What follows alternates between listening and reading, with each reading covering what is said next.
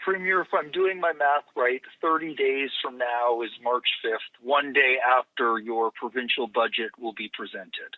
How could you possibly build out a budget that will properly reflect the next year, considering how huge an impact the tariffs could have? And should we expect, in essence, a budget built around contingencies if not tariffs come into place? Yeah, thanks, Richard. And I mean, I think your question really illustrates the challenge that businesses have in the province as well right now.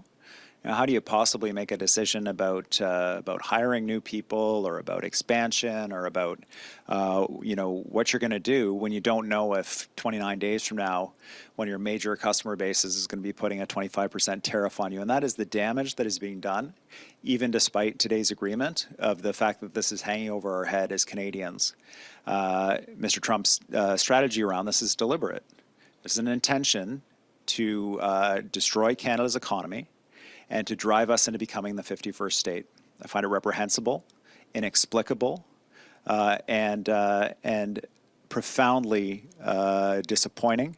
And it makes me and British Columbians and Canadians very angry, because we see what the plan is here. For us, for our provincial budget, the finance minister is working on our budget right now. It makes it very difficult to plan, especially because economic growth, the number of jobs that we expect to see over the period of the budget, will be affected by the tariffs. We've released our projections to that end. It's very possible that we could release a budget that is based on a set of assumptions that a few days later are out of date. That is the environment that we're in right now. But I can tell you this, that we will ensure that we take the steps that are necessary to support British Columbia families and businesses, that will do so in a way that grows and diversifies our economy and does not leave us in the position that we are in right now, which is being far too dependent on the United States. And we're going to come out of this stronger. The budget will be part of that, as will our legislative agenda, so we get those projects with shovels in the ground to support British Columbians.